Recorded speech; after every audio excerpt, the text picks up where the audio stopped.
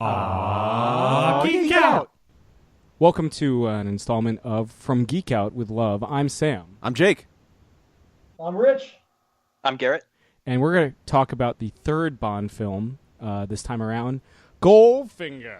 Before we get started, though, we got to get our. Did you guys get the body stacked in the corner there? So we got 5 this time. We do, yeah, Yes. yeah. It's And Okay, this is fantastic. Karambe. Should we start singing like Shirley Bassey? Oh, God. This is where everything comes from the beginning. Remember when she came out of the floor? Was that the Oscars? Came out of hell. Yeah. I forgot she was alive until that. To be fair, yeah. Yeah. All of hers are the same, where it's Goldfinger, like A-H, Moonraker, A-H, Diamonds are are forever, forever. A-H. Yeah, they're all the same, yeah. They kind of have that cadence to them. Yeah. Or that pronunciation. But yeah, we're here to talk about the 1964 film Goldfinger. First one Oh, directed boy. not by Terrence Young, directed by Guy Hamilton, who also was on the short list to direct Superman the movie. Interesting. Imagine what that would have been like. Very British. Probably, I mean, we saw how British it got with Superman 3. Oh, God. Yeah, we did. Yeah. Or, I mean, most of Superman 4, I feel, is like filmed in England, too. Yeah. But, yeah. no. I remember when we did the commentaries, we were like, Superman 4 is... They're still bad. They're bad, yeah. But I will take 3 over 4 still. Interesting. There's higher production value in 3. Anyway, Smallville. but we're not... I'd take a lobotomy over either. A Prime Annette O'Toole. Oh, yeah. Oh. Yes. Primo. Oh, yes. Primo O'Toole. Yeah. She's great. Yeah. I just remembered that she was in the It made-for-TV movie for It. And she's in that. That's Beverly. right, She's in I Beverly. forgot about that. She's Beverly. Yeah. Yeah. But we're not here to talk about... No, that podcast is for later. Yeah. We'll call that Kingmaker. Oh, yes. All about Stephen King me. We're here to talk about gold. We're here Yeah. to talk about Goldfinger. Yeah. This is really where the Bond formula comes to life. Oh, yeah. This is the blueprint. This is it. The Yeah, without question. title track set to, opening credits set to the title track. Shirley Bassey. Nude women. Nude Women, yeah. Which was, it's the actress that plays Dink. Mm. The one that gets the man talk slap. That's the... Run along now. Time for man talk. Whenever you show a woman that hasn't watched a James Bond film, Goldfinger, before, they get to that scene and they always just kind of look at you like, Maybe don't show her any Connery ones. Yeah, just pretend like, Connery, yeah. yeah. Some women are looking to take it to the wire. They're looking for the ultimate confrontation. They want the slap. Jesus, Sean. God. How did you think that was going to be interpreted? Oh, God. On the one hand, you're like, wow, the balls on that guy. Yeah. But on the other hand, you're like, dude, the balls on that guy. Yeah. Mm-hmm. Like, yeah. Also, is this the best Connery outfit? The onesie, the blue zip-up onesie. With the best outfit is the duck on the head. Oh, yeah. That's the best outfit. Oh, wow. Where's that pop figure? Yeah. Where's that sideshow collectible? They just revealed one for Goldfinger where he's in the 3-piece suit. That's the one I was talking about that I couldn't remember. He looks just as wide as Goldfinger. He looks I've so only wide. seen from like the chest up. So Okay. yeah. He's a barrel-chested individual. They're like, you put the Goldfinger body on Connery. God damn it. We're ruined. And he's the size of Oddjob. It's a fucking nightmare. No, but no. and they still charge $400. Yeah, for it. yeah, no. The opening though. I mean, I was always fascinated by like they spent like money and manpower to put a fake duck on his head for him to snorkel around. Also, the weirdest thing, like this always gets me. I love Goldfinger is my favorite Connery film. It's my favorite pre-Craig film. No, it's not. It's on Her Majesty's Secret Service. Are you insane? Jesus fucking Christ. Sorry.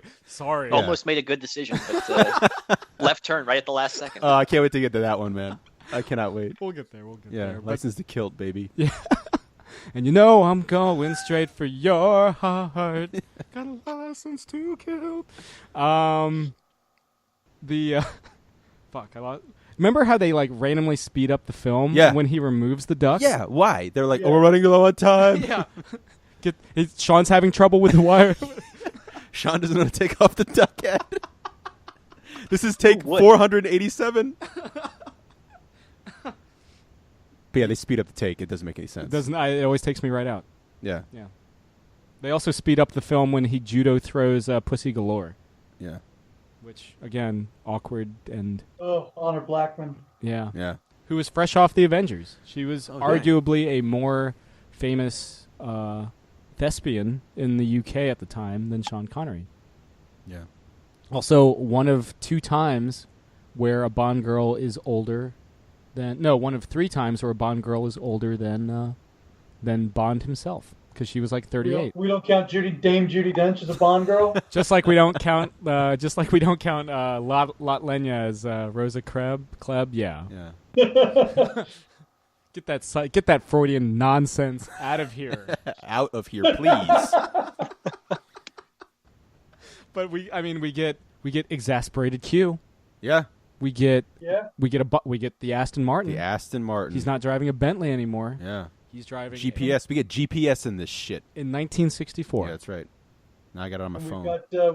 We got gadgets starting to show up with The boot, the homing device in the boot. stuff that's a little bit more over the top with Oddjob's hat that he throws. Yes. Yeah. Yes. Yeah. He also which crushes a golf ball.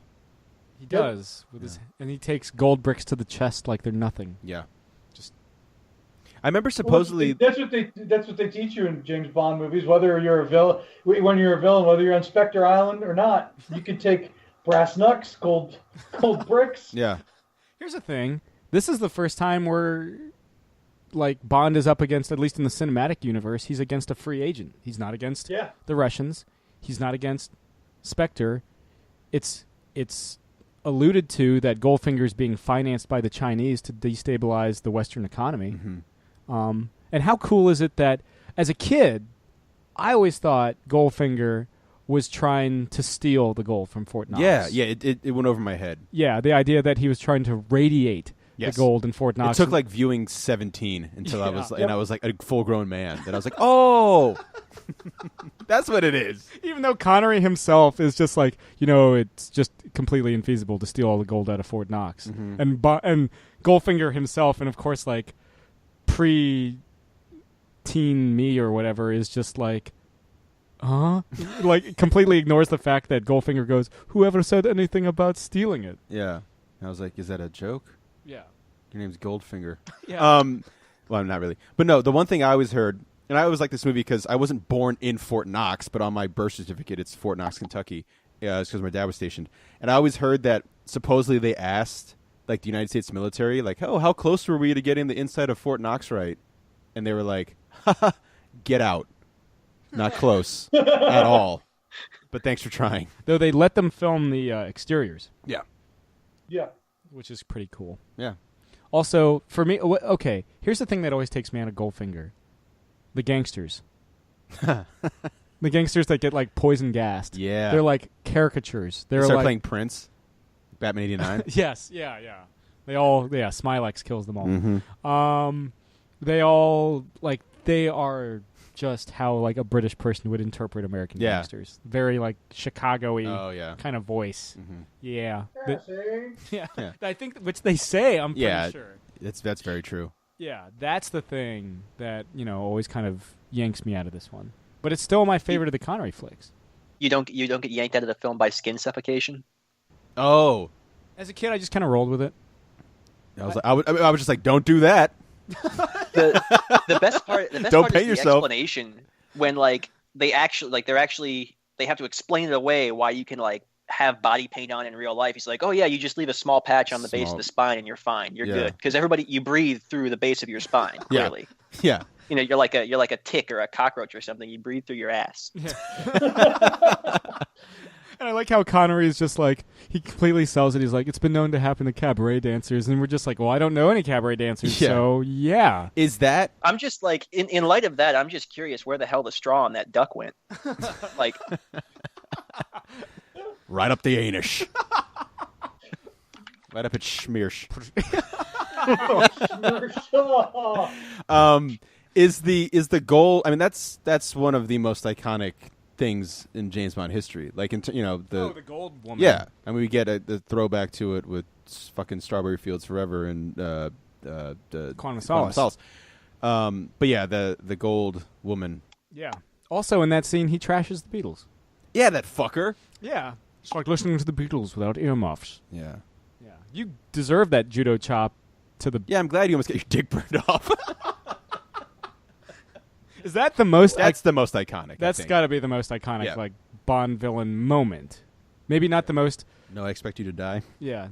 With the laser... Yeah, I would say that. That's like the big part of the whole film. That's the one that's been, I guess, used the most down the line. Like The Simpsons use it, Family Guy's used it. Yeah. It's been used in other things. I mean, if you think about it, for a significant portion of the film, Bond's in captivity. Yeah, it's true. Yep. That's something I feel like a lot of people kind of like forget or just kind of gloss over. It's like, no, this dude is being kept alive, so they don't send, presumably, like he's like, 006 will take my place, almost implying that 006 is like better. Yeah. You know. We see a lot of 00 agents die over the years. Yeah, they become cannon fodder, Yeah. like starship captains that aren't Kirk or Picard. Yeah. To invoke that. I know you're not a big Trekkie. No. You have seen all the films. Yes, I have. Including And you will pay. I mean, I think one of the best ways to make someone into not a Trekkie is to make them watch all the films. starting with the motion picture. Oh, yeah. Jesus. But Bond. You get golf in this. Which apparently... you were playing a Schlesinger. Yeah. Match play rules, Goldfinger. Strict rules of golf. I also like the special pants that Oddjob has with the hole in the pocket so that he can cheat. You know, the Goldfinger special there. I also love his one line in the film that's not him screaming to death is just "Ock, ock." Yeah. Ock, ock. Yep. Yeah, when he finds the ball. Apparently he was a Hawaiian wrestler. Mm-hmm. And I think he's in... Is he the one that's in The Running Man? Yes. Okay. Yes, he is. Yes, he is. Cool. That sounded like not sure, but he is. Good to see that... Underrated movie. Well, based on what, a Stephen King book? Yeah. That he wrote in 10 days. Yes. Probably during his cocaine period when he directed Maximum Overdrive. It's called The Running Man. He's talking to nobody. He's talking to his dog, Cujo. I'll write about you later. Shut the fuck up. Actually, I don't know where. That was, I think, under his like Richard Bachman phase. I think. Did he write? I think Running Man was under the Bachman pen name. I think. Bachman era. Yeah. Yeah. I mean... Yeah. I wonder what Stephen King's favorite James Bond movie is. He's a dad. Oh, From Russia with Love. Sorry. Sorry, yeah. But, I This mean... is the first... I just remembered that this is the first Bond movie that wins an Oscar, right? It won for sound. Oh, yeah. Oh, yes. It's also the first Bond film, because this is back in the day, you know, we're spoiled here in the 21st century. With the multiplexes. Unless you're listening to this in the 22nd century, of course. Yeah, in which case... This shit is forever. Yeah, in which case, tell us how we make it. In which case, you guys, if you're going to do a podcast like this, better start now, because there very well could be about 123 movies. Yeah. Yeah. Yeah, they just, like, it's like hollow. Why did they stop at Spectre? Why is that the note they ended on? Yeah. Why did they cast French Stewart as Bond? Yeah. French Stewart.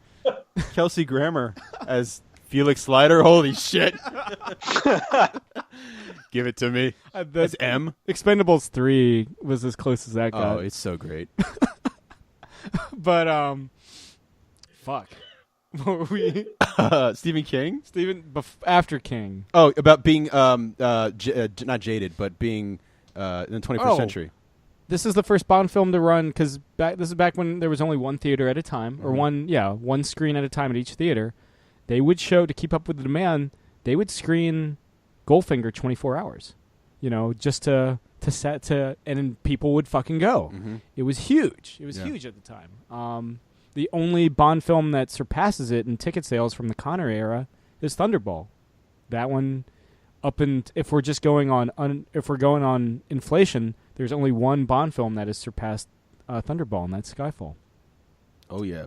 Two things about Goldfinger is it's the only Bond soundtrack I own. Like, I own, like, the collection of all the theme songs, but it's the only soundtrack I own. And it's the first Bond movie I ever saw. I feel like it's Goldfinger. I feel like this was my gateway drug, too. So... The just a funny note, or I guess not funny note, but kind of coincidental. the guy that Goldfinger is based off of, he died way before I was born, but lived in my town for the better part of his life, the town that I grew up in New Jersey. His name was, last name was Engelhard. Interesting. They were big donors to the church that I went to. That's cool. Yeah. A lot of gold? I don't know. I never knew him, and I think his wife died when I was a kid.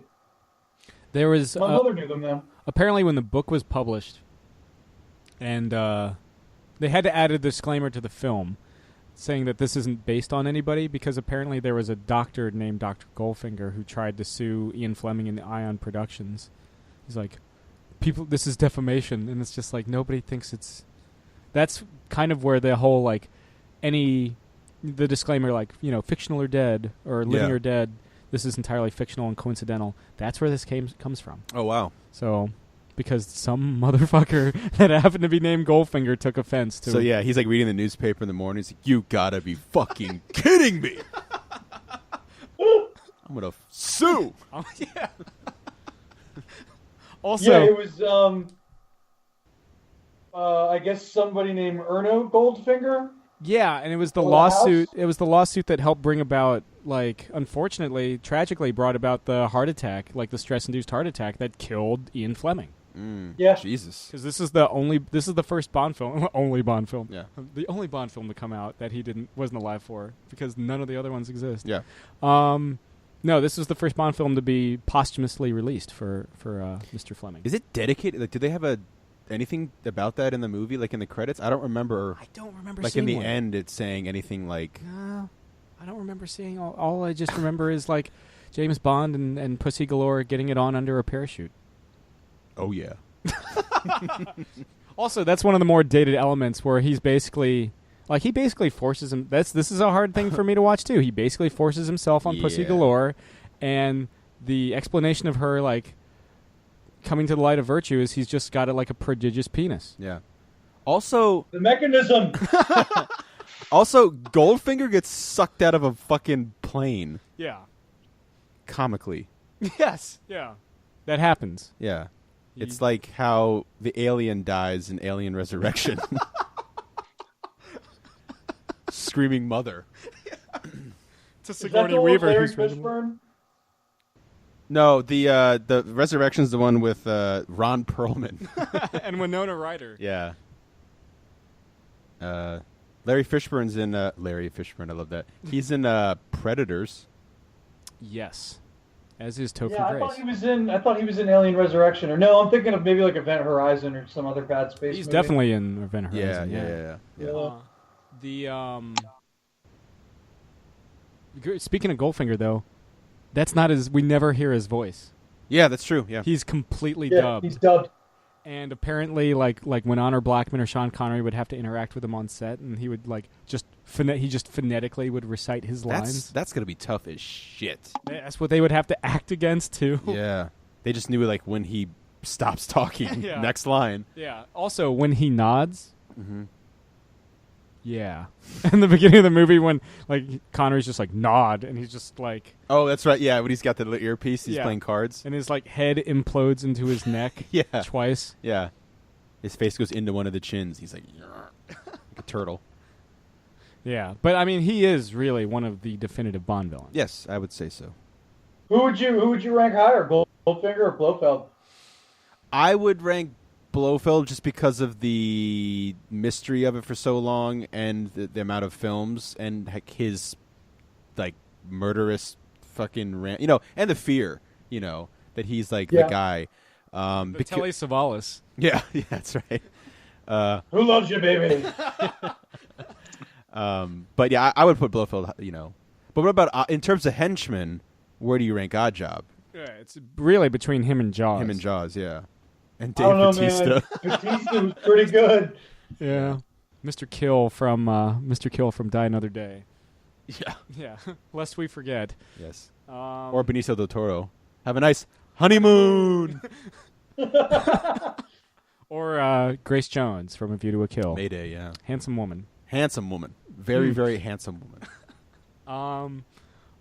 No, I mean, I feel like Oddjob's the I like most Oddjob famous. better than Jaws, but I feel like Jaws is the more iconic.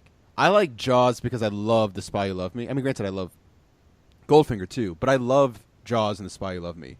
I mean, that's a fucking psychopath. Yeah. Like, Oddjob kills you from afar. Yes. Jaws bites into your neck until you bleed out. Yeah. Yeah. Now, Garrett, would you say Goldfinger over Blofeld and or Oddjob over Jaws? I think Goldfinger, Blofeld, it's I think Goldfinger, I think the points for Blofeld are great, but I think Goldfinger has the good sense to go out while the getting is good. Where Blofeld's death is kind of overwrought.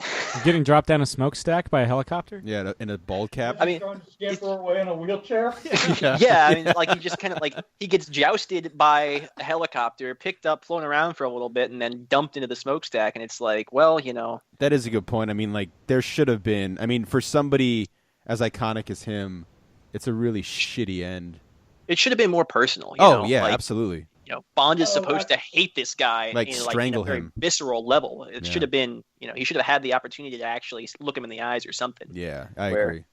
Well, as ridiculous as the other thing that sucked about, or not sucked, but was kind of unfortunate about the way the Blofeld went out was George Lazenby wasn't the one to do it. You know what I mean? So like when you see Roger Moore carrying out the deed, and Roger Moore's the Bond of excess and almost too suave, it's kind of unbelievable that there's like a revenge factor there, That's a good point.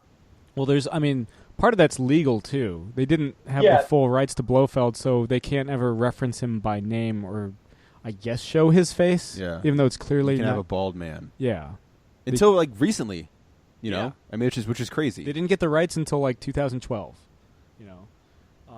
Yep. Which is just wild. You get to 4 Bonds.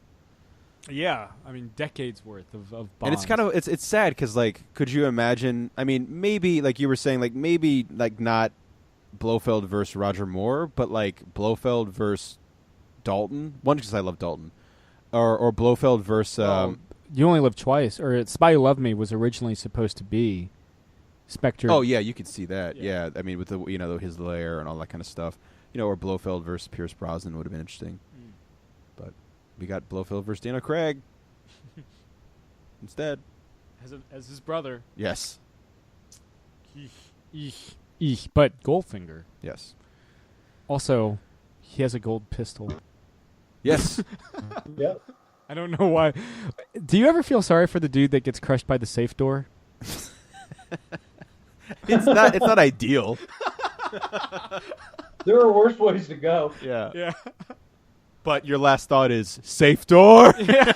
It's called a safe door. No, it's a death door. I also feel sorry. Every time I watch this film, and I've seen this film countless fucking times, I always hope that this is the one time that Tilly Masterson's going to get away. Yeah. She never gets away. No, she dies. If this movie was made now, you would see full-on decapitation.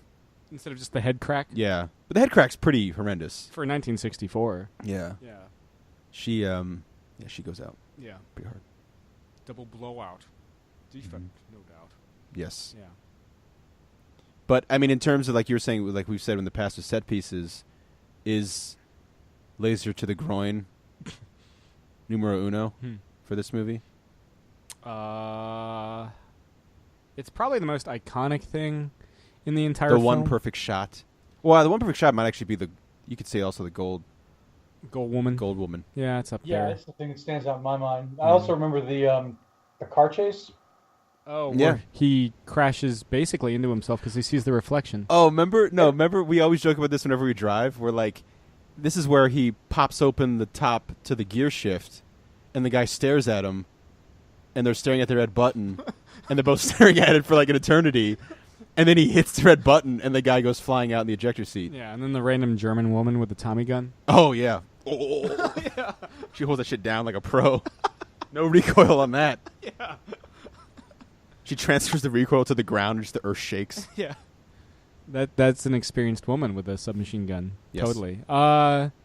Yeah, for me, it'd probably be the gold chick over the laser groin. I think so. If I had. And I was in love with the gold chick. Oh, Jill Masterson? Yes. I was smitten. She's gorgeous. Yeah. She was it for me. I'm sorry. That was, As we stare off into the distance Yeah. again. Sam, who's your favorite Bond girl? Lois Chiles. It's not even Lois Chiles.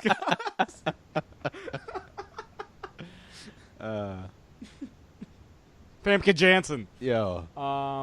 Loved her. She's great. Yeah. Apparently she's on that Blacklist spinoff now. Oh, really? Does anybody here actually watch the Blacklist? My dad. No. Speaking of dads, yeah, I watched a couple of episodes of it. It was, I mean, it's all right. My dad's all about that show. Is it because of James Spader? No, I mean, Mostly, I don't think that's the selling point for him because I don't think he knew about anything. He loves like that kind of weird, off the grid shit.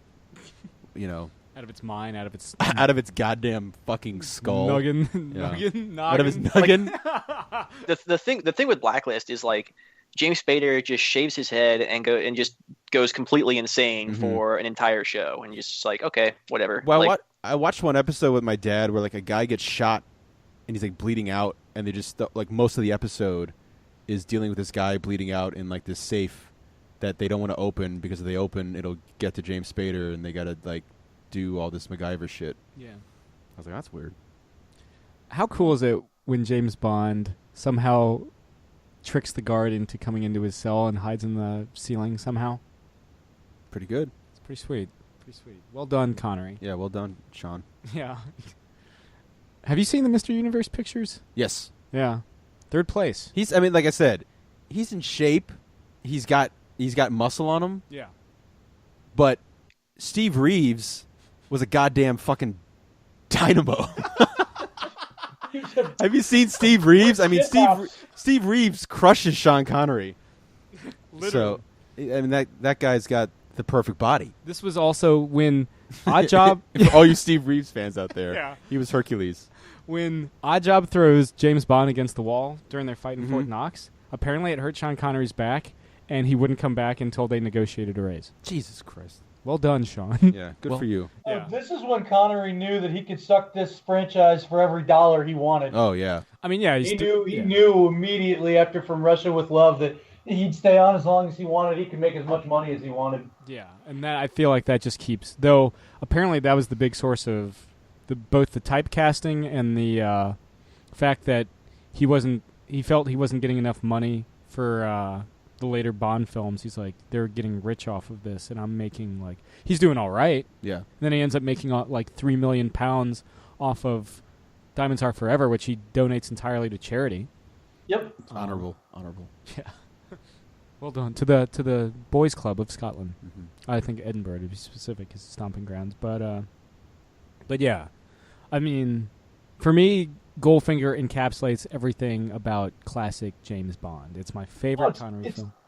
It's peak. It's like the peak of the franchise. It's what started the whole like formula. Every Bond movie after has kind of followed suit, you know, and it's the platonic form of Bond film, you know. yeah. Like it's the ridiculous elements are. I mean, if you just think about it, ejector seat, passenger seat. Yeah. If you just think about that, you're like, why in the fuck? You know. Quit your yapping. Hits the button. But it hasn't quite. Like, there is no James Bond getting away in a fucking jetpack and then in an Aston Martin with water cannons. There is no man turning into a giant balloon and popping. There is no... Is that the most insane thing that happens in a James Bond movie? In Live and Let Die? There's a lot of insane things in that movie, actually. But Yeah. Yeah. Whisper. Yeah. I mean, yeah, that entire fucking thing, really. Yeah. Some people were saying, like, they're trying to bring it back to its roots. I'm like, are you fucking serious? In Live and Let Die? Yeah. Because I guess it's not as ridiculous as Diamonds Are Forever. No. You don't see a Chinese guard get annihilated by a diamond laser Yeah. in front of a shitty screen. But anyway, no, I mean, this for me is like, this is it. This is the big Bond film. This is the winner of the Connery contest. It's a little more self-assured than From Russia with Love, and the formula elements are there, but they're so fresh that it doesn't quite feel like formula yet. Yeah. So that's why I prefer this one over From Rush with Love. I think that this and Thunderball are definitely the most confident movies that they made with Connery in them. Yeah. Absolutely. Yeah. You know, in terms of just, he is the quintessential spy. Mm-hmm. He goes, I mean, especially in Thunderball, to, you know, exotic locations. He's as suave as you can be. He's fully, like, immersed and comfortable in the role. He doesn't look bored.